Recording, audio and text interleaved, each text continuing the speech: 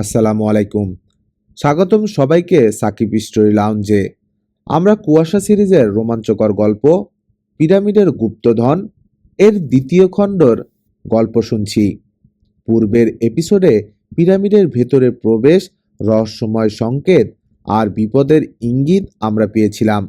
আজ শুনবেন এই রহস্যের আরও গভীরে যাওয়ার গল্প, দ্বিতীয় পর্ব, যেখানে গুপ্তধনের কাছে যাওয়ার পথ কিছুটা খোলাসা হতে শুরু করবে। আপনি যদি এখনও প্রথম এপিসোড না শুনে থাকেন, তাহলে উপরের আই বাটন বা ডেসক্রিপশনে দেওয়া লিঙ্ক দেখে শুনে নিতে পারেন। চ্যানেল সাবস্ক্রাইব না করে থাকলে দয়া করে ফেলুন এবং লাইক দিয়ে জানান দিন আপনি এই অভিযানে আছেন আমাদের সঙ্গে। চলুন তবে শুরু করা যাক আজকের উত্তেজনাময় অধ্যায়। হাতের সিগারেটটা ছুঁড়ে দিল কুয়াশা। ডাকলো গগি। গগি প্রভুর এই ডাকের অর্থ বোঝে। সে যন্ত্রচালিতের ন্যায় ভারী একটা ব্যাগ পিঠে নিয়ে উঠে দাঁড়ালো। উত্তেজনায় তার গলা দিয়ে ঘর ঘর শব্দ বেরোচ্ছে। কুয়াশা কুঠুরি থেকে অন্ধকার দেয়াল পথে নামার আগে টর্চ লাইট ও ডিটেক্টর যন্ত্রটি হাতে নিল। ঠিক এই সময় কুঠুরির বাইরে কার যেন পায়ের শব্দ শোনা গেল। শত্রু নয়তো? কুয়াশা একটু হাসল। এই যন্ত্রটির বিদ্যুৎ অগ্নিমুহূর্তে যে কোনো ইস্পাতকে গলিয়ে ভস্ম করে দিতে সক্ষম। কোনো মানুষের উপর প্রয়োগ করার জন্য এই যন্ত্রটি কুয়াশা তৈরি করেনি, কিন্তু প্রয়োজন বোধে উপায় কি, প্রয়োগ করতেই হবে। সে সতর্কভাবে কিছুক্ষণ অপেক্ষা করল। নিঃশব্দে কুঠুরি থেকে বেরিয়ে দেয়াল ঘেঁষা টানা বারান্দায় টর্চের আলো ফেলল। না, কেউ নেই, কিন্তু কেন যেন মনে হলো একটি ছায়া চকিতে দেয়ালের সঙ্গে মিশে অদৃশ্য হয়ে গেল। দৃষ্টি বিভ্রম নয় তো? আরো কিছুক্ষণ অপেক্ষা করে কুয়াশা নিঃসন্দেহ হলো না, না কেউ নেই। এই অন্ধকার মাইকেরিনোস পিরামিডে কারো থাকার কথা নয়। এই পিরামিডে অতীতে কার পদচিহ্ন পড়েছে কুয়াশা জানে না। হয়তো পদচিহ্ন পড়েছে ফারাওদের, তাদের অনুচর বর্গের ভাস্কর বা প্রত্নতত্ত্ববিদের। কিন্তু এই বিষয়ে কুয়াশা নিশ্চিত যে এই 2 মাসের ভেতর এই পিরামিডের অভ্যন্তরে গগি ছাড়া তৃতীয় কোনো প্রাণীর আবির্ভাব ঘটেনি। দৃষ্টি বিভ্রম নিশ্চয়ই। কুয়াশা আর কালক্ষেপ না করে সোজা দেয়ালের অন্ধকার পথে নেমে গেল। এটি তৃতীয় প্রাচীরের শেষ সীমান্ত। আর 4টি প্রাচীর অতিক্রম করলেই ফারাওয়াদের মূল সমাধি মন্দির পাওয়া যাবে। নকশার নির্দেশ মতে সমাধিস্থ ফারাওয়ার শিওরের 10 হাত মাটির নিচে আখতানুনের সেই ধনরত্ন প্রথিত। সম্মোহিতের ন্যায় এগিয়ে চলল কুয়াশা। বিশেষভাবে তৈরি ইলেকট্রিক টর্চ লাইটের আলোয় হাজার হাজার বছরের জমাট বাঁধা অন্ধকার একবার যেন চমকে উঠেছে। এতক্ষণে তার হাতে রাখা ডিটেক্টর যন্ত্রটি সে চালু করেছে। এই যন্ত্রটি সেই পিরামিডের রহস্য উদ্ধার করার জন্যে উদ্ভাবন করেছে। সেই সুদূর পঞ্চদশ শতক থেকে শুরু করে এই পর্যন্ত প্রতিটি প্রত্নতত্ত্ববিদের গবেষণা কুয়াশার নখদর্পণে। সে জানে 1837 সালে ব্রিটেনের প্রত্নতাত্ত্বিক গোষ্ঠী চিত্তোপস পিরামিডের রহস্য ও গোপন কক্ষসমূহ আবিষ্কারের চেষ্টা করে কতকটা সফলতা লাভ করেছিলেন। তারা পিরামিডের অভ্যন্তরভাগে প্রবেশ করেন। যেখানেই তারা দ্বার রুদ্ধ দেখেছেন, সেখানেই তারা গোলা বারুদের বিস্ফোরণ ঘটিয়ে পথ তৈরি করেছেন। কিন্তু এভাবে পিরামিডের প্রবেশের পথ করা যায়, পিরামিডের রহস্য উদ্ধার অসম্ভব। অনেক গবেষণার পর কুয়াশা এই ডিটেক্টর যন্ত্রটি আবিষ্কার করেছে। এই যন্ত্রটির সাহায্যে তীব্র শক্তিশালী মহাজাগতিক রশ্মি পিরামিডের দেয়ালে প্রেরণ করা যায়। এই মহাজাগতিক রশ্মি রঞ্জন রশ্মি অপেক্ষাও শক্তিশালী। এই রশ্মি 3000 মিটারেরও বেশি ঘনত্ব ভেদ করে চলে যেতে পারে। এই রশ্মি পাঠিয়ে কুয়াশা ষষ্ঠ প্রাচীর পর্যন্ত মাইকেরিনোস পিরামিডের অভ্যন্তরস্থ সব রহস্য অবগত হয়েছে। বাকি আছে সপ্তম ও শেষ প্রাচীর। কিছুক্ষণের মধ্যে সব রহস্য কুয়াশার জ্ঞাত হবে। অন্ধকার প্রাচীর পথের এক স্থানে এসে কুয়াশাকে থামতে হলো। টর্চ লাইটের আলো ফেলে দেখল সামনের পথ রুদ্ধ। নতুন একটি দেয়াল উঠেছে। তবেই কি এটি সপ্তম দেয়াল? কুয়াশা উগ্রচিত্তে নকশার নির্দেশ অনুযায়ী বাঁদিকে 10 পদক্ষেপ এগিয়ে গেল। একটি পাথরের স্তম্ভের উপর ভীষণকায় এক সাপের মূর্তি। মনে হয় যেন ফনা দোলাচ্ছে, কিন্তু আসলে এটি আর কিছু নয়, পাথরের গড়া মূর্তি। সাপের চোখে টিপ দিতেই একটি গুহা মুখের মতো দরজা খুলে গেল, কিন্তু ভেতরে এক পা দিতেই প্রচণ্ড এক আর্তনাদ করে কুয়াশাকে পিছিয়ে আসতে হলো। কায়রোর বিখ্যাত কসমোপলিটান হোটেলের লনে এক বৃদ্ধ ইহুদি অস্থিরভাবে পায়চারি করেছিলেন। তার মাথার চুল সাদা, নাকে ফ্রেমহীন চশমা, তীক্ষ্ণ নাকের ওপর দুটি ঘোলাটে চোখ। ভদ্রলোক ঘড়ি দেখছিলেন আর দরজার দিকে বারবার তাকাচ্ছিলেন। কিছুক্ষণ পর আর একজন বৃদ্ধ ইহুদি কাঁধে ট্যুরিস্ট ব্যাগ ঝুলিয়ে আস্তে পায়ে লনে ঢুকলেন। প্রথমোক্ত ইহুদি সচকিত হয়ে তাকালেন। হ্যালো জন। জন এগিয়ে এসে একগাল হাসলেন, ইংরেজিতে বললেন, ঘণ্টাখানেকের ভেতর না গেলে কিন্তু। আমার সব ব্যবস্থা ঠিক আছে, তুমি বরং এক কাজ করো, এই ফোন নম্বর নিয়ে সুপার সাহেবকে জানিয়ে দাও। Right sir. আমি রিসেপশনের দিকে যাচ্ছি, বিলটা মিটিয়ে সোজা ছুটব। তখন অনুমান সকাল 9টা। আরবি পোশাকে সজ্জিত একদল সামুদ্রিক জাহাজই ড্রাম বাজিয়ে হল্লা করতে করতে যাচ্ছিল। রাস্তার লোকজন অবাক হয়ে ওদের দেখছিল, কিন্তু সেদিকে ওদের দৃকপাত নেই। বণিক দলটি 2 দিন আগে সুমাত্রা থেকে জাহাজ বোঝাই নানা প্রকার মশলা ও ফলমূল নিয়ে কায়রো ফিরেছে। সমুদ্রে ভেসে ভেসে ওরা জীবন কাটায়। ওদের জীবনের ভরসা কি? বাধা বিপদের মুখে যে কোনো সময় ওরা আক্রান্ত হতে পারে, মৃত্যুবরণ করতে পারে। তাই সুযোগ পেলেই আমোদ প্রমোদে এরা সময় কাটায়। দলটি 2 দিন হলো এসেছে, এসে নানা ভাগে ভাগ হয়ে নগরের এদিক ওদিক ছড়িয়ে পড়েছে। আলোচ্য দলটি কসমোপলিটান হোটেল থেকে বেরিয়ে দক্ষিণ দিকে চলেছে। কায়রোর দক্ষিণ প্রান্তে গানের জলসা বসে রোজ দুপুরে।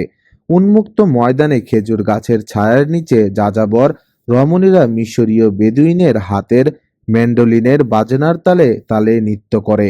যাযাবর রমণীদের চোখের কটাক্ষ মদির।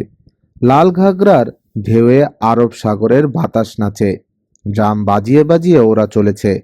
হঠাৎ এক অভিজাত অট্টালিকার কাছে এসে দলটি মুহূর্তের মধ্যে ছড়িয়ে ছিটিয়ে পড়ল। ওরা কেউ লক্ষ্য করল না অট্টালিকার দ্বিতল জানালায় বাইনোকুলার চোখে যে লোকটি দাঁড়িয়েছিল সে হঠাৎ উচ্চকণ্ঠে হেসে উঠল। লোকটি যেমন লম্বা তেমনি চওড়া, পরনে দামি পোশাক, চোখে গগলস আটা। সে হঠাৎ হাসতে শুরু করলো। হাসি আর থামতে চায় না। দরজা দিয়ে তড়িৎ পায়ে ছুটে এলো দীর্ঘকায় কুৎসিত একটি লোক। অস্থির গলায় বলল, ওস্তাদ, ওরা বাড়ি ঘিরে ফেলেছে। সে তো 2 দিন ধরেই অপেক্ষা করেছিলে, ভয় কেন? না, ভয়ের কি আছে? কুৎসিত লোকটি একটু হাসল, বলল, কোরবান আলী শুধু ভয় করে ওস্তাদকে, ব্যাস, আর কাউকে না। যা বলেছিলাম তা করেছ? জরুরি। তাহলে সবাইকে ওয়ার্নিং দিয়ে সরে যেতে বলো। বেশক। শোনো কোরবান, ওস্তাদ নামধারী হাসলো, হারামজাদাকে একটু শিক্ষা দিয়ে যেতে চাই। ওরা সবাই যাক, তুমি যেও না, আমার সঙ্গে থাকো। কিন্তু বলে বোধহয় ইতস্তত করেছিল কোরবান। আর সাহস পেল না। নিঃশব্দে সালাম জানিয়ে আদেশ পালন করবার জন্যে সে কক্ষান্তরে চলে গেল। ততক্ষণে হল্লাকারী দলটা বাড়ির সর্বত্র ঢুকে পড়েছে। অত্যন্ত সুশৃঙ্খলভাবে ওরা নানা ভাগে বিভক্ত হয়ে বাড়িটা ঘেরাও করে রইল। প্রত্যেকের হাতে রিভলভার। এর ভেতর কখন যেন পূর্ববর্ণিত 2জন বৃদ্ধ ইহুদি ঘটনাস্থলে এসে পৌঁছেছেন। তারা কাল ব্যয় না করে দ্রুত পায়ে উপরে উঠলেন। প্রতি মুহূর্তে নেসার আহমেদের দলের লোকদের আক্রমণের আশঙ্কা করেছেন তারা, কিন্তু আশ্চর্য এক নীরবতা বিরাজ করেছে বাড়িটিতে। তবে কি এতদিনকার অনুসন্ধান ভুল পথে চলেছিল? তাই বা কি করে হয়? হঠাৎ জানালা পথে এক যুবকের মুখ দেখা গেল। যুবকটি অত্যন্ত দুঃখিত হয়ে বলল, একজন ভদ্রলোকের বাড়িতে এভাবে চড়াও হওয়ার কি অর্থ জানতে পারি জনাব? অতি শীঘ্র তা জানতে পারবেন। প্রথমোক্ত বৃদ্ধ ইহুদি তীক্ষ্ণ দৃষ্টিতে তাকিয়ে জবাব দিলেন। তার বুকের রক্ত উত্তেজনায় টগবগ করে ফুটছিল। আর কোনো সন্দেহ নেই, এটি সঠিক আড্ডা। স্বয়ং নেসার আহমেদ ভদ্র যুবকের ছদ্মবেশে কথা বলেছে। অ্যাডভান্স। প্রথমোক্ত ইহুদি নিচের দলকে আদেশ দিলেন, হাতে উদ্ধত রিভলভার। যুবকটির দিকে তাকিয়ে বললেন, একটুও নড়াচড়ার চেষ্টা করো না নেসার, মাথার খুলি উড়িয়ে দেব। বলেন কি সাহেব? নেসার যেন মাথার খুলি উড়ে যাবার ভাবনায় চমকে উঠল। তারপর হাসতে হাসতে বলল, মিস্টার সিম্পসন, আপনি একটা তৃতীয় শ্রেণীর গাধা। দাঁতে দাঁত ঘষতে ঘষতে ইহুদি বেশি মিস্টার সিম্পসন বললেন, আমি কি সেটা এক্ষুনি জানতে পারবে বাছাধন? মিস্টার সিম্পসন ও তার সঙ্গী রিভলভারের রেঞ্জের ভেতর অনায়াস ভঙ্গিতে দাঁড়িয়ে রইলেন স্যার। তার মুখে মৃদু মৃদু হাসি। বলল, আহা, টিকটিকি সাহেব, রাগ করছো কেন? আমাকে ধরেছ, না হয় আমি তোমার বন্দি, কিন্তু দুটো রসালাপও করতে দেবে না? তুমি লোকটা কি হে? ইতিমধ্যে নিচের দলটি মিস্টার সিম্পসনের আদেশে উপরে উঠে এসেছে। নেসারকে সর্বক্ষণ রিভলভারের মুখে দাঁড় করিয়ে রেখে মিস্টার সিম্পসন নিজের ঘরের ভেতর ঢুকলেন। না, কেউ নেই। দেয়াল ও থামের ওধারে তীক্ষ্ণ দৃষ্টিতে দেখলেন, কোথাও কেউ নেই। দুহাত উপরে তুলে সাহসে দাঁড়িয়ে আছে ভয়ঙ্কর দস্যু নেসার আহমেদ। পেছন থেকে দুজন ও সামনে থেকে মিস্টার সিম্পসন এগিয়ে যাচ্ছিলেন নেসার আহমেদের দিকে। নেসার আহমেদ গলা কাশি দিয়ে বলল, যা করার করে ফেলুন টিকটিকি সাহেব। ঊর্ধ্ব বাহু হয়ে এভাবে দাঁড়িয়ে থাকতে আর ভালো লাগছে না। মুহূর্তে আর্তনাদ করে লুটিয়ে পড়লেন মিস্টার সিম্পসন ও তার দুজন সঙ্গী। নেসার আহমেদের চোখ মুখ কঠোর হয়ে উঠল। দেয়ালের দিকে তাকিয়ে হিংস্র গলায় বলল, নিচের সবকটাকে জাহান্নামে পাঠিয়ে দে। এই হারামজাদা থাক, এর ব্যবস্থা পরে হবে। নেসার আহমেদের সংকেতে দেয়াল দু ফাঁক হয়ে গর্ত মুখ দেখা গেল। বেরিয়ে এলো কোরবান। হাসি মুখে বলল, যা হুকুম দিয়েছিলেন ওস্তাদ তাই করেছি। মাত্র 3টে গ্যাস বোম ছুঁড়েছিলাম ওস্তাদ, তাতেই দেখছি শালারা সব হাঁটু ভেঙে পড়ে আছে। আর দেরি করো না। নেসার আহমেদ চিন্তাকীর্ণ গলায় বলল, এক্ষুনি এই আড্ডা পুড়িয়ে দিতে হবে। আমি মিনিট দুয়েকের মধ্যে 1 নম্বর আড্ডায় ফিরে যাচ্ছি। তুমি সুড়ঙ্গ পথটা ঠিক রেখে বাকি সব মিসমার করে দিয়ে এসো। সিম্পসনকে পাথর ঘরে পাঠিয়ে দাও। অলরাইট। ঠিক হে ওস্তাদ, কোরবান সালাম দিয়ে বলল। দেয়ালের গর্ত মুখ দিয়ে সুড়ঙ্গ পথে সোজা মাটির নিচে নেমে গেল নেসার আহমেদ। সুড়ঙ্গটি গিয়ে পৌঁছেছে গিঝে এলাকার মরুভূমিতে। এখানে ওখানে অনুচ্চ পাহাড়, টিলা, খেজুর গাছ ও ঝোপঝাড়।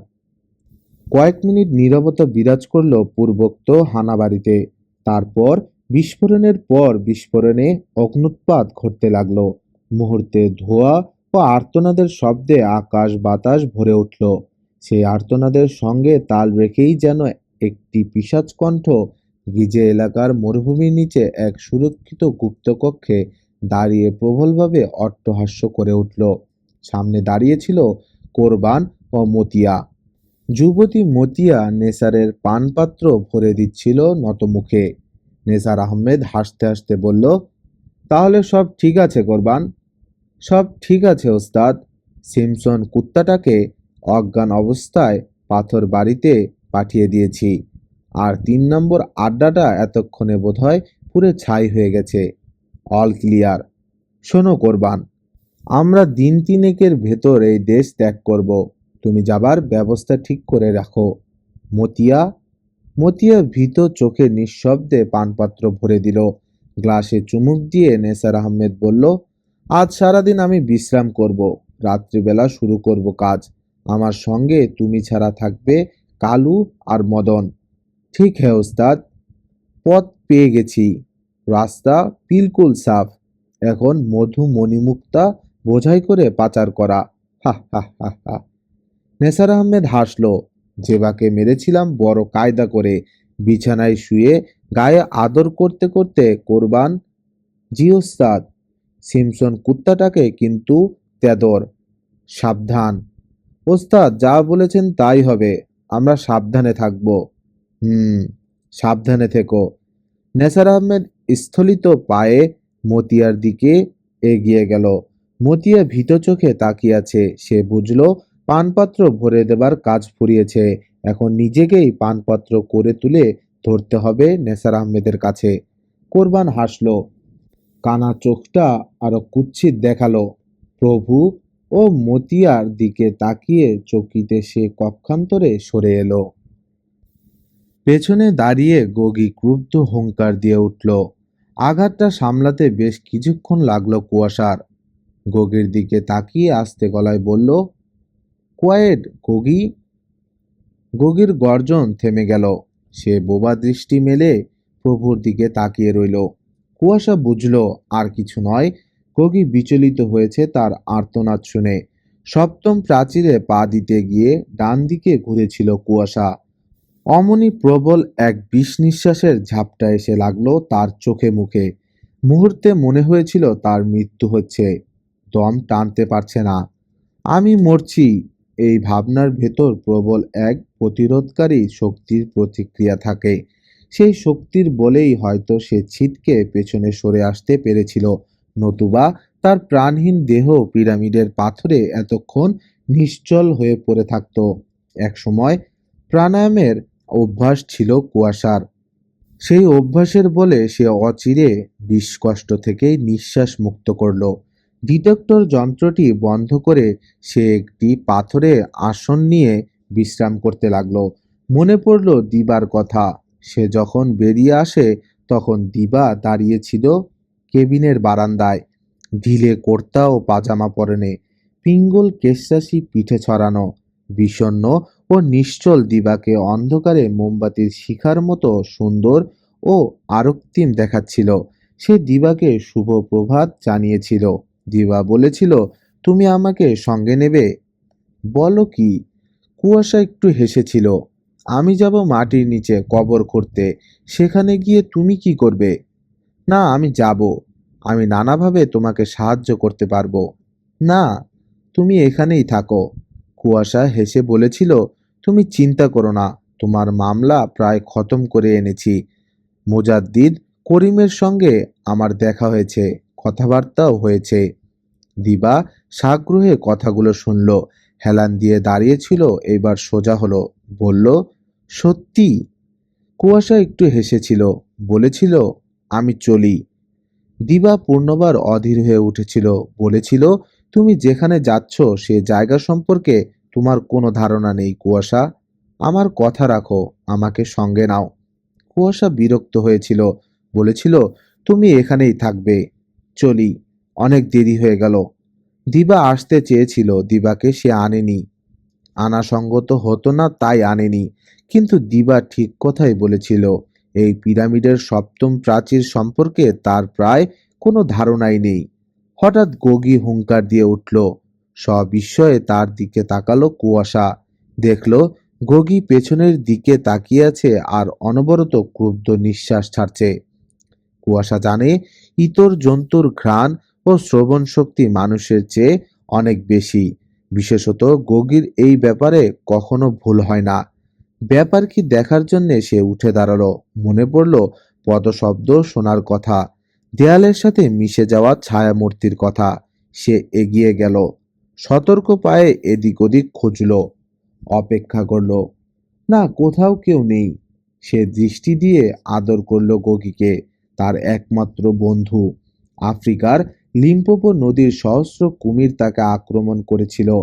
আত্মরক্ষা সে করতে পেরেছিল ঠিকই, কিন্তু গহন অরণ্যে বিপদ আপদের সঙ্গে যুদ্ধ করতে হয়েছিল তাকে একাকী। সেই সব অসহায় দিনে গগি তাকে বাঁচিয়েছিল। এখন পর্যন্ত তীব্র ইচ্ছাশক্তির প্রভাবে গগিকে বশে রাখতে হয় বটে, কিন্তু এতদিনে গগি তার জীবনের সঙ্গে মিশে একত্ব হয়ে গেছে। তার দুঃখে গগি দুঃখ পায়, তার আনন্দে গগির জান্তব চোখে অবোধ বন্য খুশি ফুটে ওঠে। সে গগীকে আদর জানালো। গগীর গলায় খুশির ঘর ঘর শব্দ বেরোতে লাগলো। খুব সমজদারের মতো সে ডাইনে বায়ে মাথা দোলাতে লাগলো। কুয়াশা বুঝলো গগী তার আদরটুকু গ্রহণ করেছে। বিশ্রামের মুহূর্ত শেষ, এইবার এগিয়ে যাওয়ার পালা। কুয়াশা উঠে দাঁড়ালো। সম্ভবত ভুল তারই। নকশায় চিহ্নিত পথটির অবস্থান বাঁদিকে। ডান দিকে এগিয়েছিল বলেই হয়তো এই বিভ্রাট। দেখা যাক। বাঁদিকে পা বাড়ালো সে। তীব্র টর্চের আলো ফেলে দেখল, না, ভয় পাওয়ার কিছু নেই। অন্যান্য প্রাচীর পথের মতোই স্বাভাবিক পথ, তবে অন্যগুলোর তুলনায় সংকীর্ণ। সতর্ক পায়ে সে এগিয়ে চলল। এক জায়গায় টর্চের আলো পড়তেই সে চমকে উঠল। একটা নরকঙ্কাল দেয়ালের সঙ্গে মিশে আছে। সে স্থির হয়ে দাঁড়িয়ে রইল 1 মিনিট। তারপর দেয়ালের গা ধরেই যে এগোতে গেল সামনে, অমনি পেছনে তীক্ষ্ণ সতর্কবাণী শোনা গেল, ওয়াচ আউট। কুয়াশা লাফিয়ে পেছনে হটে এলো। মুহূর্তে দেয়াল থেকে দুটি পাথরের হাত বেরিয়ে এসে আবার আলিঙ্গনের ভঙ্গিতে দেয়ালে মিশে গেল। কুয়াশার বিস্ময়ের সীমা নেই। দেখল সতর্ক বাণী উচ্চারণ করেছে আর কেউ নয়, দিবা। সে তখনও হাঁপাচ্ছে। বলল, ম্যানট্র্যাপের ভেতরে পড়তে গিয়েছিলে তুমি। আমি জানতাম এমনই কিছু ঘটতে পারে। কুয়াশা বিস্ময়ে তাকিয়ে রইল দিবার দিকে। গুপ্তধনের এই নকশার সঙ্গে জেবাফারার বোন দিবাফারার সম্পর্ক থাকা অন্তত অস্বাভাবিক নয়। কিংবদন্তি ও প্রবাদ সূত্রে দিবা পিরামিডের রহস্য সম্পর্কে হয়তো অনেক কথাই জেনেছে। কে জানে সাক্ষাৎ মৃত্যুর হাত থেকে অযাচিতভাবে কুয়াশাকে রক্ষা করার পেছনে পিরামিডের রহস্যের চাইতেও বড় ও জটিল রহস্য আছে কিনা। প্রশ্ন করার প্রয়োজন ছিল না। তবু কুয়াশা বলল, তুমি এলে কি করে? বলছি। দিবা হাঁপাতে হাঁপাতে বলল, পেছন দিকে তাকিয়ে হাসল। বলল, তোমার এই গগীর হাত থেকে আপাতত আমাকে বাঁচাও। সর্বক্ষণ আমার দিকে তাকিয়ে আছে আর মুখ বেজার করে ভোস ভোস নিঃশ্বাস ছাড়ছে। কুয়াশা হেসে ফেলল। বুঝল গগীর ঈর্ষা হয়েছে। কুয়াশাকে কেউ পছন্দ করুক, কুয়াশা কাউকে পছন্দ করুক, এ বোধহয় শ্রীমান গগী চায় না। তার কাছে এইসব খুব খারাপ লাগে। প্রথম প্রথম তো দিবাকে একদম সহ্য করতে পারত না। কুয়াশা তার দিকে তাকিয়ে হাসছে দেখলে হুঙ্কার ছাড়ত। কে জানে, ছাড়া থাকলে হয়তো মেরেই বসত দিবাকে। এখন ততটা আক্রোশ নেই। সে বুঝেছে তার প্রভু দিবাকে পছন্দ করেন। তাদের দুজনের ভেতর ভাব রয়েছে। দিবার ক্ষতি করলে তার প্রভু ব্যথা পাবেন, রাগ করবেন। এটা জানার পর গগী আর আগের মতো দিবার প্রতি প্রকাশ্যে হিংসা প্রদর্শন করে না। তবে দিবাকে দেখলেই সে ভয়ানক গম্ভীর হয়ে যায়। ভ্রুকুটির সঙ্গে দিবার দিকে তাকিয়ে থাকে। মাঝে মাঝে ভেঙচি মারতেও ছাড়ে না। কোয়েট গগী। কুয়াশা গগীর দিকে তাকায়। গগী হা করে তাকায়।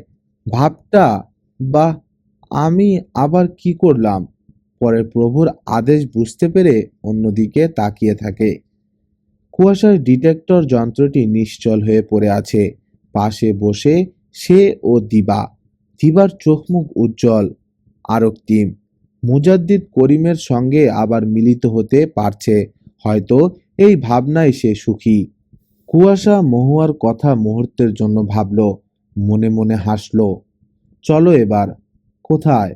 কোথায় আবার? লঞ্চে। কুয়াশা প্রথমেই জবাব দিল না।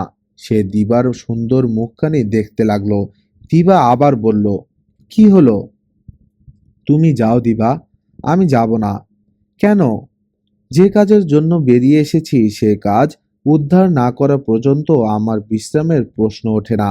তুমি বরং যাও। দিবা প্রতিবাদ করল না। কিছুদিনের ভেতর এই লোকটির স্বভাব সে জেনে ফেলেছে। চারদিকে সে তাকালো। আবছা আবছা অন্ধকার, ভাবসা গরম। সামনে সপ্তম প্রাচীরের ছায়া ছায়া অলিন্দ দেখা যায়। সংকীর্ণ পথের এখানে ওখানে কিভাবে মৃত্যু ওত পেতে আছে কে জানে। ওরা এগোলো। কুয়াশা একটা গভীর গর্তের মুখে পড়তে পড়তে বেঁচে গেল। পিরামিডের নানা স্থানে এইসব গভীর গর্ত লুকিয়ে আছে। কত অসংখ্য লোক এই ধরনের গর্তে পড়ে প্রাণ হারিয়েছে তার ইয়াত্তা নেই। কিছু দূর এগিয়ে সামনে পড়ল একটি ভগ্ন দেয়াল। দেয়ালের সঙ্গে মিশে আছে বিরাটকায় এক বিড়ালের মূর্তি। ফারাওয়াদের যুগে মিশরের লোকেরা বিড়াল পূজা করত। তাদের কাছে বিড়াল ভাগ্যদেবী। সাধারণত পিরামিডে এইসব বিড়ালের মূর্তি রাখা হয় মৃত রাজা বা রানীর শিয়রের কাছাকাছি একটা স্থানে। বিড়ালের মূর্তি দেখে কুয়াশা উৎফুল্ল হয়ে উঠল। বলল, আমরা তাহলে সমাধি মন্দিরের কাছে এসে পৌঁছেছি। দিবা জবাব দিল না। কুয়াশার সঙ্গে পরিচয় হবার পর থেকেই একটা সন্দেহ তার মনে দেখা দিয়েছিল। বলি বলি করেও সেই সন্দেহের কথা কুয়াশাকে সে খুলে বলেনি। বিড়ালের মূর্তিটার দিকে তাকিয়ে তার মনে হচ্ছিল কুয়াশা কোথাও ভুল করেছে। ঠিক এই সময় একটা হাতুড়ি ঠোকার ক্ষীণ শব্দ দেয়ালে দেয়ালে ঘা খেয়ে ভেসে এলো। চমকে উঠল দুজনেই। কুয়াশা কান পাতল। তার চোখ দুটি বিস্ময়ে ঝিকিমিকিতে ভরে গেল। শব্দটা ক্রমে স্পষ্ট, স্থায়ী হলো। মনে হলো কাছেই কোথাও শব্দটা বেজে চলেছে। গগি তখন ভয়ানক অস্থির হয়ে উঠেছে। শব্দটা তারও কানে এসেছে। তার ভাষায় এই শব্দের অর্থ যুদ্ধে প্রতিদ্বন্দ্বীকে আহ্বান। টুক টুক টুক ঠাক। শব্দটা মুহূর্তের জন্য থেমে যায়, আবার জেগে ওঠে। গগি দুই হাতে বুক চাপড়াতে লাগলো। তার চোখ মুখ অদৃশ্য প্রতিদ্বন্দ্বীর অপেক্ষায় কঠোর ও ভয়ঙ্কর হয়ে উঠেছে। কুয়াশা বলল, গগি। গগি বুঝল তার প্রভু বলছেন, এ তোমার শত্রু নয় গগি, তুমি শান্ত হও। সে হা করে প্রভুর দিকে তাকালো, তারপর দিবার দিকে। শান্ত হয়ে গেল। নিশ্চল নির্বাক হয়ে দাঁড়িয়েছিল কুয়াশা। তাকে পেছনে রেখে হঠাৎ এগিয়ে গেল দিবা, যেন ছুটে বেরিয়ে যেতে চাইল। কুয়াশা প্রথমে বিস্মিত হলো, তারপর বুঝল পিরামিডের গোলকধাঁধার রহস্যে অস্থির হয়ে উঠেছে দিবা। হয়তো সে এই অন্ধকার গুহা থেকে বেরিয়ে মুক্ত আলোর দেশে যেতে চায়। হু হু হাওয়ায় বুক ভরে শ্বাস নিতে চায়। সেও ছুটতে ছুটতে দিবাকে অনুসরণ করলো। ডাকলো, দিবা, দিবা। দিবা মানা শুনল না। উন্মাদিনীর মতো সে ছুটতে লাগলো। পিরামিডের রহস্য উদ্ধারের নেশা বড় ভয়ানক। গুপ্তধনের লোভ বড় প্রচণ্ড। সেই লোভে পড়ে প্রাণ দিয়েছে হতভাগিনী জেবা। পিরামিডের অতল রহস্যের হাতছানি হয়তো দিবাকেও টানছে। দিবা, শোনো। কুয়াশা প্রাণপণে চিৎকার করল। অন্ধকার গুহায় সেই শব্দ প্রতিধ্বনির পর প্রতিধ্বনির ঢেউ তুলে সর্বত্র গম গম করতে লাগলো। কুয়াশা ছুটছে, আর এক মুহূর্তের অপেক্ষা, তারপরেই দিবাকে সে ধরতে পারবে। হঠাৎ প্রবল শব্দে ধসে পড়ল একটি প্রকাণ্ড পাথর। দিবা আর্তনাদ করে উঠল। ততক্ষণে সে কুয়াশার বাহুবন্ধনে। এক চুল এদিক ওদিক হলে প্রকাণ্ড সেই পাথরটি তার উপরে এসে পড়ত। তারপর কি হতো ভাবতে গিয়ে চোখ বুজল দিবা। প্রাণপণে সে আঁকড়ে ধরল কুয়াশার গলা। তার বুকে মুখ লুকিয়ে ফুপাতে লাগলো। কুয়াশা দিবার মাথায় হাত বুলিয়ে তাকে সান্ত্বনা দিচ্ছিল, কিন্তু সম্মুখের দিকে তাকিয়ে তার সমগ্র সত্তা স্থির হয়ে গেল। পথটা চলে গেছে দক্ষিণে। এই পথটি সপ্তম প্রাচীর অতিক্রম করে অন্য কোথাও চলে গেছে। তবে কি নকশা বর্ণিত সপ্তম প্রাচীর শেষ স্থান নয়? কিন্তু তাই বা কি করে হয়? অনেকক্ষণ পর দিবা সংবিত ফিরে এলো। আস্তে আস্তে সে কুয়াশার বাহুবন্ধন থেকে নিজেকে ছাড়িয়ে নিল। সে বুঝল তার আতঙ্কের কারণ ছিল যা সেই শব্দটা আর কোথাও নেই। কিন্তু স্থলিত সেই পাথরের ওপাশ দিয়ে একটি গুহা মুখ বেরিয়ে পড়েছে, যেন মুখ বাদদান করে প্রচণ্ড এক মৃত্যু তাদের আহ্বান জানাচ্ছে। সে দেখল তার মতো কুয়াশাও নির্বাক দৃষ্টিতে সেই নতুন পথটির দিকে তাকিয়ে আছে। এই হচ্ছে সঠিক পথ, দিবা ফিসফিস করে বলল। এই পথ ধরে গেলে আখতানুনের ধনরত্নের সন্ধান পাওয়া যাবে। কিন্তু আমি ধনরত্ন চাই না, আমি বাঁচতে চাই। আমি জানি যে ওই পথে একবার ঢুকেছে সে আর কখনো পৃথিবীতে ফিরে যায়নি, কখনো যায়নি। স্থির হও দিবা। কুয়াশা যেন তিরস্কার করল। বলল, ভেবে দেখো, তুমি ইচ্ছে করেই এখানে এসেছো। তুমি ভয় পাবে জেনেই তোমাকে আনতে চাইনি, কিন্তু যখন এসেই পড়েছো, দয়া করে গোলমাল করো না। আমি না আসা পর্যন্ত এখানে দাঁড়িয়ে থাকো। গোগি গোগি কাছে এসে দাঁড়ালো। বুঝলো তার প্রভু বলছেন, এই দুর্বল মানুষটিকে তোর জিম্মায় রেখে গেলাম রে গোগি। কেউ যেন ওর অনিষ্ট না করে, দেখিস বাবা। সে ভারী খুশি হয়ে দিবার দিকে তাকালো, ক্রমাগত মাথা নাড়াতে লাগলো। প্রভু এই মানুষটিকে বিশ্বাস করেন, পছন্দ করেন, সুতরাং এই নিশ্চয়ই শত্রু নয়, বন্ধু। গগীর ভয়াল হাসিতে যেন কৃতজ্ঞতা ও স্নেহ ঝরতে লাগলো। দিবাকে পেছনে রেখে কুয়াশা স্থির অবিচল ভঙ্গিতে এগিয়ে গেল। কেন যেন তার মনে হচ্ছিল এই পথে কারো কারো যাতায়াত হয়েছে। তার এই ধারণা বদ্ধমূল হলো কিছু দূর এগোতেই দেখলো একটি কম্পমান ছায়াপথের শেষ প্রান্তের টর্চের আলো ফেলে এদিকে আসছে। মুহূর্তে কুয়াশা থামের আড়ালে আত্মগোপন করলো, নিঃশ্বাস বন্ধ করে রইল। সেই কম্পমান ছায়া ক্রমে আরো কাছে এগিয়ে এলো, একবারে কুয়াশার কাছাকাছি, 3 হাতের ভেতর। তীক্ষ্ণ দৃষ্টিতে তাকিয়ে কুয়াশা চিনল লোকটিকে, নেসার আহমেদ। চিরকালের এই ভয়ঙ্কর শত্রুকে চিনতে আর ভুল হবার কথা নয়। উত্তেজিত হয়ে সে দাঁড়িয়ে রইল। মনে হচ্ছিল আর দেরি না করে এই মুহূর্তে জীবনের চরম শত্রু এই নেসার আহমেদকে রিভলভারের একটি গুলিতে শেষ করে দেয়। বহু কষ্টে সেই উত্তেজনা দমন করল। এখনো নেসারের সঙ্গে বোঝাপড়া করার সময় আসেনি। সময় আসুক, নেসার আহমেদের মুখোমুখি সে নিশ্চয়ই হবে। দম বন্ধ করে নেসার আহমেদের গতিবিধি লক্ষ্য করতে লাগলো সে। নেসার আহমেদ থমকে দাঁড়িয়েছে। কি ভেবে সে চারপাশে তাকাতে লাগলো। সম্ভবত সে ধরে নিল কেউ কোথাও নেই। তাকে নিশ্চিন্ত মনে হলো। দেয়ালের গায়ে একটা পাথরের সামনে গিয়ে দাঁড়ালো। দেখতে দেখতে দেয়ালটা ফাঁক হয়ে গেল। দেখা দিল একটা আবছা সিঁড়ির পথ। সেই সিঁড়ি বেয়ে নিচে নেমে গেল নেসার। মুহূর্তে বন্ধ হয়ে গেল দেয়ালের ফাঁকটুকু। অনেকক্ষণ নিশ্চল হয়ে দাঁড়িয়ে রইল কুয়াশা। তারপর দ্রুত পায়ে এগিয়ে গেল সম্মুখে। সংকীর্ণ পথের বাঁক ঘুরতেই অপূর্ব এক সুরম্য মন্দির চোখে পড়ল। ক্ষুদ্রকায় এই মন্দিরটির সামনে প্রশস্ত অঙ্গন। মন্দিরের চূড়ায় চূড়ায় অলিন্দে অলিন্দে দামি পাথরের কারুকার্য, বড় বড় থাম। কুয়াশা বুঝল এটি সমাধি মন্দির। উত্তেজনায় তার সর্বসত্তা জ্বলছিল। সে মন্দিরের ভেতর ঢুকল। হতবাক হয়ে দাঁড়িয়ে রইল কুয়াশা। নিজের চোখকেও যেন বিশ্বাস করতে পারছে না। দেখল স্বয়ং মন্দিরের দেয়ালে দেয়ালে চূড়ায় উঠানের মর্মর মূর্তিতে বসানো রয়েছে ঝলকিত হীরা, মুক্তা, মাণিক্য। বড় বড় হীরা, মুক্তা, মাণিক্যের পাথর থেকে ঠিকরে বেরোচ্ছে দ্যুতি। সেই দ্যুতির আলোয় স্বয়ং মন্দিরের সমগ্র প্রাঙ্গণ আলোকিত। আলোকিত হয়তো নয়, এরকম লাল, নীল, সবুজ আলোর কোমলতায় চতুর্দিক আচ্ছন্ন। কুয়াশা বিমূঢ় হয়ে দাঁড়িয়ে রইল। কতক্ষণ দাঁড়িয়ে রইল জানে না। তার হাতের কাছেই কুবেরের ঐশ্বর্য, রাজা আখতানুনের ধন রত্নরাজি, যা নাকি প্রত্যাখ্যাত হয়েছিল জ্ঞানী চিকিৎসকের কাছে, যার জন্য জেবা ফারা প্রাণ দিয়েছে। না, এ সেই লুকায়িত ধনরত্ন নয়। এই সব হীরা, মুক্ত, মাণিক্য শুধু সেই বিপুল ধনরাজির একটা সামান্য আভাস মাত্র। স্বয়ং মন্দিরের মাটি খুঁড়তে হবে।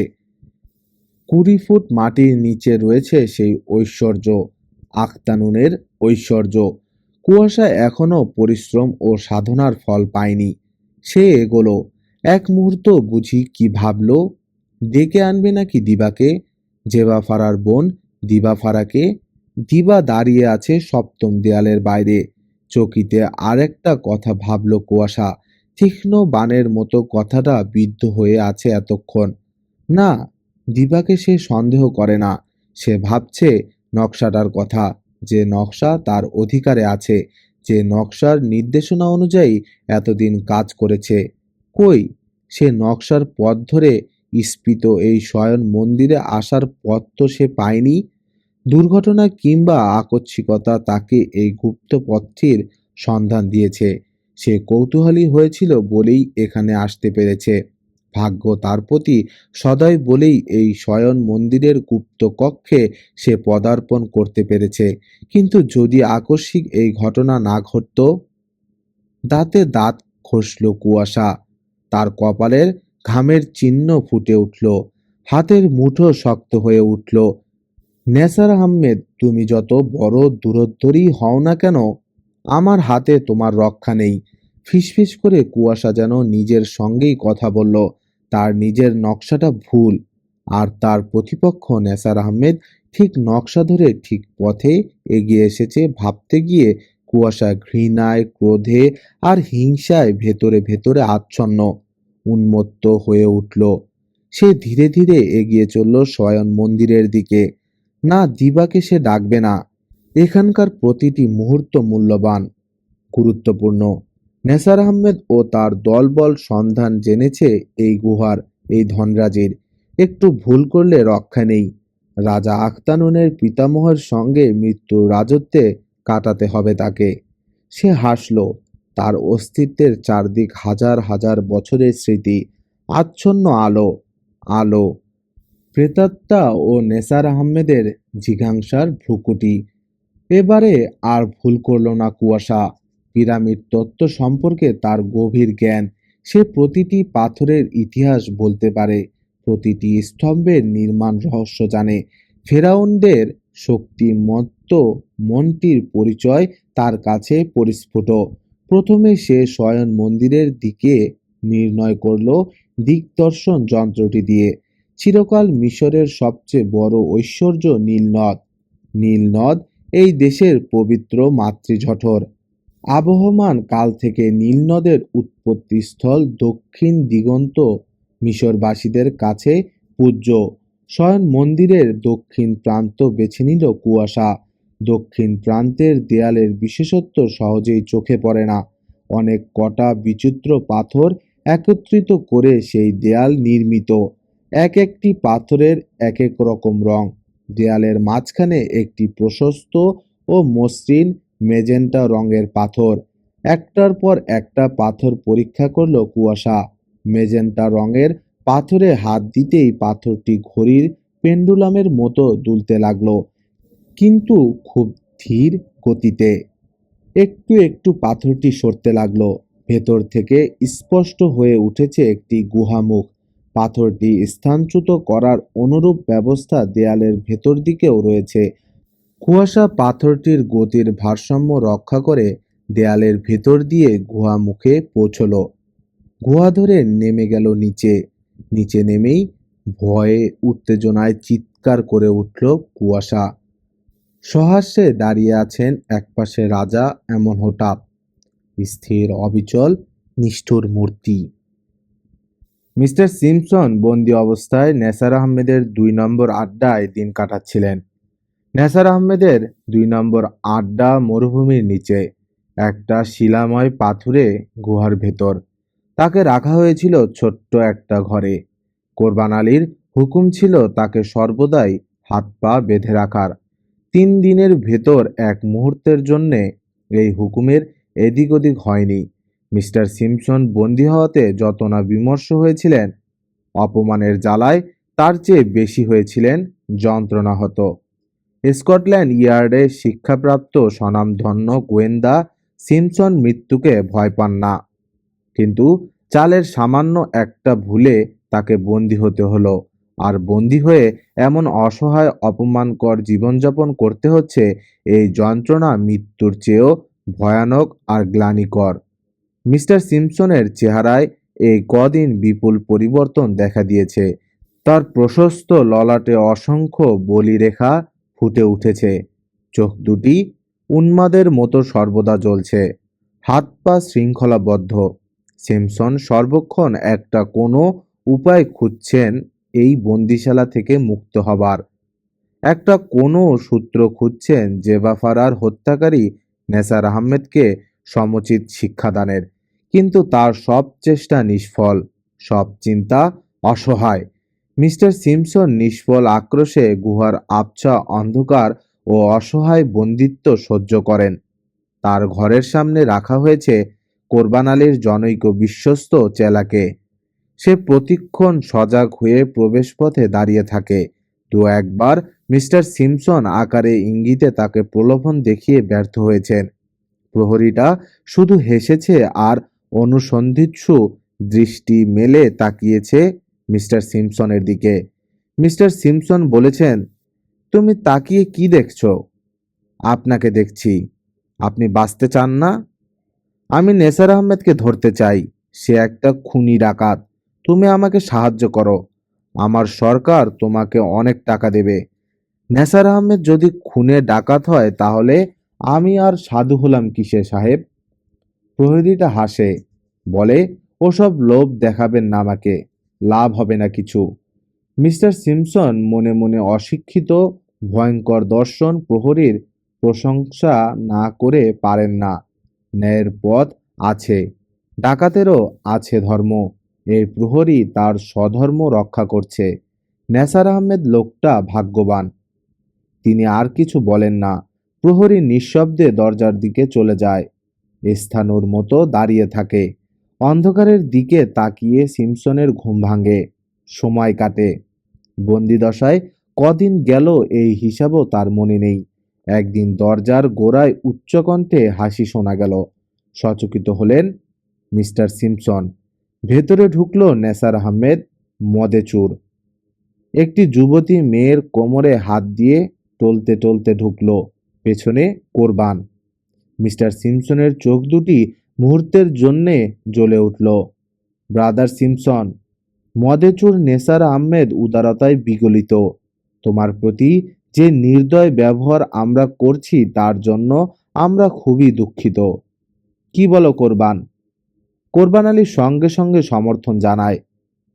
সুতরাং আমরা ঠিক করেছি বেশি দিন তোমরা আমাকে কি বলে? আমরা তোমাকে এভাবে কষ্ট দেব না। হ্যাঁ, কষ্ট দেব না। নেসার আহমেদ মমতায় বিগলিত হয়ে যুবতী মেয়েটিকে হ্যাচকা টান দিয়ে আরো কাছে আকর্ষণ করলো।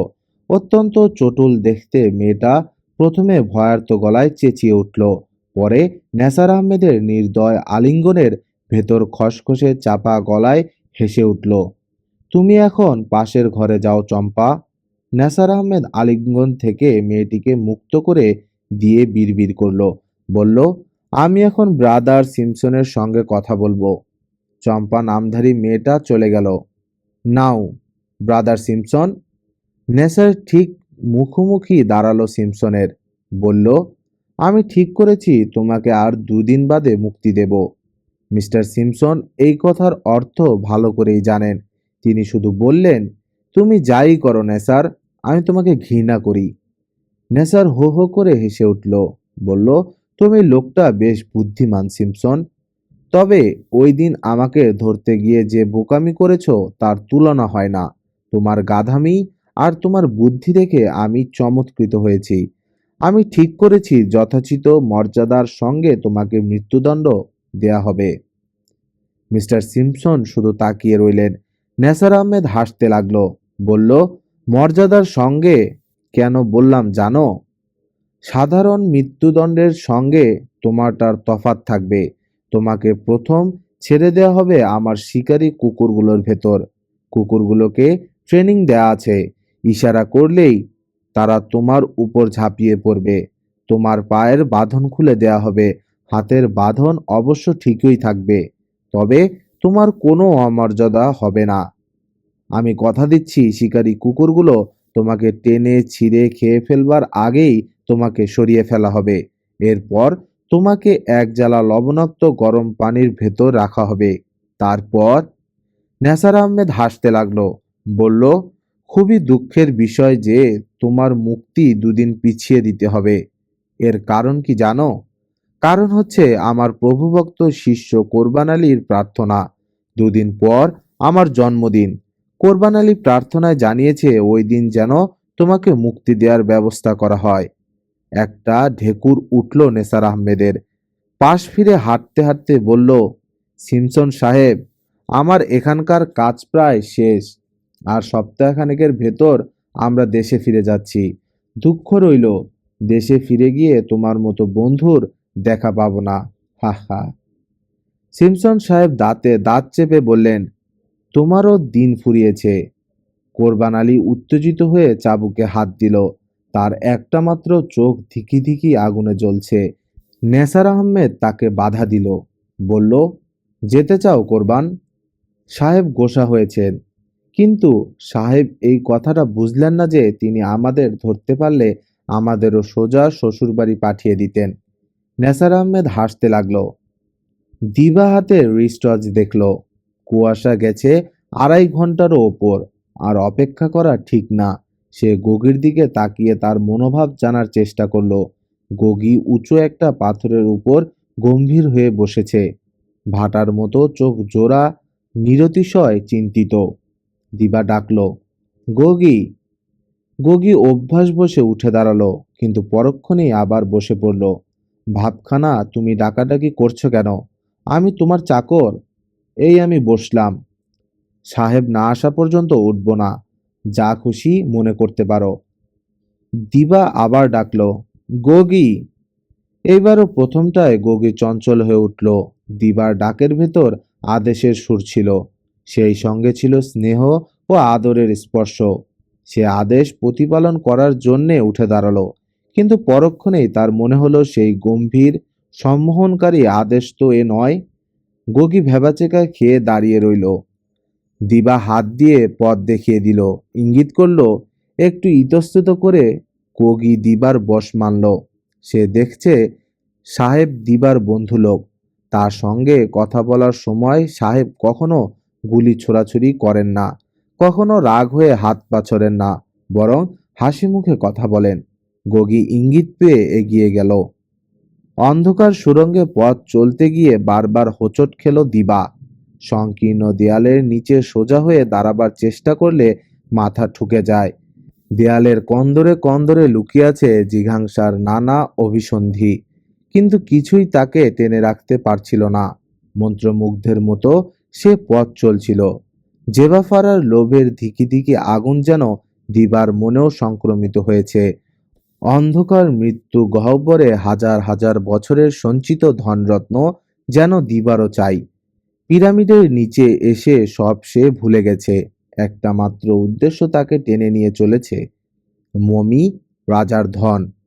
নর্তকী জেবাফারার রক্ত যেন দিবার শিরায় শিরায় উচ্ছ্বসিত হয়ে উঠেছে। অবশেষে সুড়ঙ্গ পথ এসে একটা প্রাচীরে শেষ হয়ে গেল। হতবাক হয়ে দাঁড়িয়ে রইল দিবা। সে আর কিছু ভাবতে পারছে না। কতক্ষণ এভাবে গেল সে জানে না। এক সময় দেখল পিছনে নিস্পন্দ হয়ে দাঁড়িয়ে আছে গগী। দিবা সংকুচিত হয়, সামনে এগিয়ে যায়। হঠাৎ কান পেতে শুনল প্রাচীরের পাথরে পাথরে একটা ক্ষীণ শব্দ তরঙ্গ বেজে উঠছে। শিউরে উঠল দিবা। অপেক্ষা করলো একটা ভয়ানক কিছুর জন্য, কিন্তু কিছুতেই ঘটল না ভয়ঙ্কর কিছু। শব্দ তরঙ্গ থেমে গেল একটু পরেই। অন্ধকার পিরামিডের তলায় দিবা দাঁড়িয়ে রইল কিংকর্তব্য বিমূঢ় হয়ে। গগী। দিবা যেন আত্মবিশ্বাস ফিরে পাওয়ার জন্য অসহায়ভাবে গগীর সহযোগিতা কামনা করল, কিন্তু ডাক শুনে গগী একটু চঞ্চল হলো মাত্র। তার ভাটার মতো দুটি জ্বলন্ত চোখে উত্তেজনা ফুটল। তারপর সময় তেমনি কাটতে লাগলো। পিরামিডের পাথর অচল অনড় হয়ে দাঁড়িয়ে রইল। দিবা পাথরে হাত রাখল, মাথা রাখল, যেন এই ভয়ঙ্কর অচল প্রাচীরের কাছে সে আত্মসমর্পণ করল। কতক্ষণ সে চোখ বুজে এইভাবে ছিল জানে না। এক সময় ক্লান্ত চোখ নিয়ে তাকালো, পাশ ফিরল, হঠাৎ ভয়ানক চমকে উঠল, কিন্তু মুহূর্তেই সামলে নিল নিজেকে। দেখল বাঁ পাশে একটি সোনালী রঙের সিংহ মূর্তি। সেই মূর্তির পেছন দিকে রয়েছে ভেতরে যাবার সংকীর্ণ পথ। যেন মুহূর্তে হারানো জীবন ফিরে পেল দিবা। এগিয়ে গেল সে, সংকীর্ণ পথে পা দিল। হঠাৎ কি হলো সে জানে না। প্রথমে হোঁচট খেল, পরে গড়িয়ে পড়ল সিঁড়ি বেয়ে। তার সমস্ত ইন্দ্রিয় একটা অসহ্য ব্যথায় আচ্ছন্ন হয়ে গেল। পিরামিডের গভীর অন্ধকার তার চারদিকে ঘনিয়ে উঠল। দিবা মূর্ছিত হয়ে পড়ল। যখন জ্ঞান ফিরল তখন নিজের চোখকে সে কিছুতেই বিশ্বাস করতে পারল না। দেখল পরম বন্ধুর মতো তার শিয়রে বসে আছে কুয়াশা। সে উত্তেজনায় চেঁচিয়ে উঠতে চাইল। কুয়াশা তাড়াতাড়ি তার মুখে হাত চাপা দিল, ইঙ্গিতে নিষেধ করল। হাত দিয়ে পাশের একটি অলিন্দ দেখিয়ে কিছু একটা বোঝাবার চেষ্টা করল। দিবা সারা শরীরে অসহ্য ব্যথা অনুভব করছিল, কিন্তু শারীরিক পীড়ার কথা তার এই মুহূর্তে মনে রইল না। সে বিস্ময়ে তাকিয়ে রইল। রকমারি রঙিন আলোর ছটা এসে পড়েছে একটু দূরে। চারদিকে পাথর, উঁচু স্তম্ভ ও দেয়াল, মাঝখানটা ফাঁকা। রঙিন আলোর ছটায় সেই স্থানটা স্বল্পালোকিত।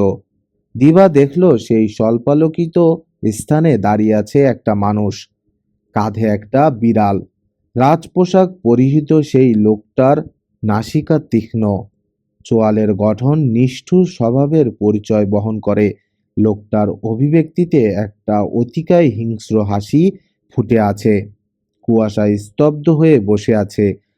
তার ভাবভঙ্গি দেখে মনে হচ্ছিল বুঝি সুমুখের স্বল্পালোকিত স্থানে এখনই কোনো নাটকীয় ঘটনা ঘটবে। হলো তাই। বিপরীত মুখের অন্ধকার প্রাচীর থেকে মশাল হাতে একটা লোক বেরিয়ে এলো। লোকটা দীর্ঘ, বলিষ্ঠ। এগিয়ে এসে রাজপোশাক পরিহিত লোকটার সামনে দাঁড়ালো, মশালটা উঁচিয়ে ধরলো মুখের সামনে।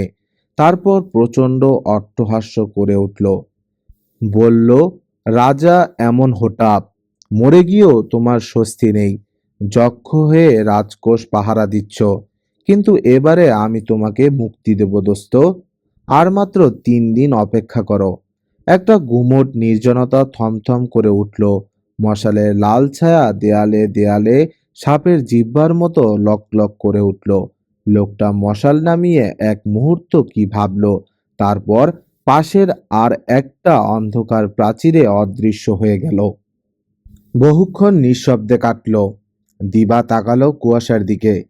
কুয়াশা দিবার মাথায় হাত রাখলো, একটু হাসলো, বলল, দিবা তুমি আমি দুজনেই দৈব দুর্বিপাকে এখানে এসে পড়েছি। সামনে মন্দিরটি দেখছো? রাজা এমন হোটাপের মন্দির। তোমার বোন জেভাফারা যে ধনরত্নের জন্য আততীয়র হাতে প্রাণ দিয়েছে, সেই ধনরত্ন পোতা রয়েছে ওই মন্দিরে। একটু থামলো কুয়াশা, বলল, ওই যে স্তব্ধ রাজমূর্তিকে দেখছো, সেই রাজমূর্তি রাজা আখতানুনের পিতামহ রাজা এমন হোটাপের। মন্দির থেকে এই গুহায় ঢুকে আমি ওই নিষ্ঠুর অবিচল মূর্তিটা দেখে বিচলিত হয়ে উঠেছিলাম। একটু হাসলো কুয়াশা, বলল, অল্পের জন্য আমরা বেঁচে গেছি দিবা। আমি উন্মাদের মতো ধন রত্ন কুড়িয়ে বেড়াচ্ছিলাম। হঠাৎ প্রচণ্ড শব্দে একটা ভারী বস্তু ওপর থেকে নিচে এসে পড়ল।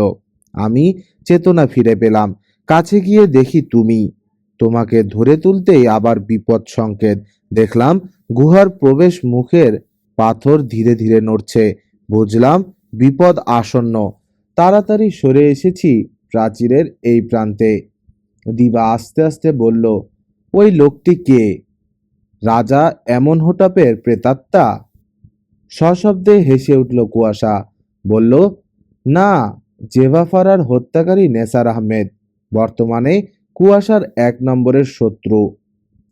দিবা উত্তেজিত হয়ে উঠল। জেবার হত্যাকারীর প্রতি তার যে প্রচণ্ড ঘৃণা ও বিদ্বেষ এতকাল মনে চাপা ছিল, সেই ঘৃণা ও বিদ্বেষ তার চোখে মুখে হিংস্র হয়ে উঠল। সে উঠে দাঁড়াতে চাইল। কুয়াশা বুঝল সবই। সে শুধু সন্দেহে দিবাকে ধরে রাখল। হাঁপাতে হাঁপাতে দিবা বলল, ওই খুনের শয়তানকে আমিও এতকাল খুঁজেছি কুয়াশা। আমার হাতে ওর নিস্তার নেই। কুয়াশা বলল, তুমি বিশ্রাম করো দিবা, তুমি অসুস্থ।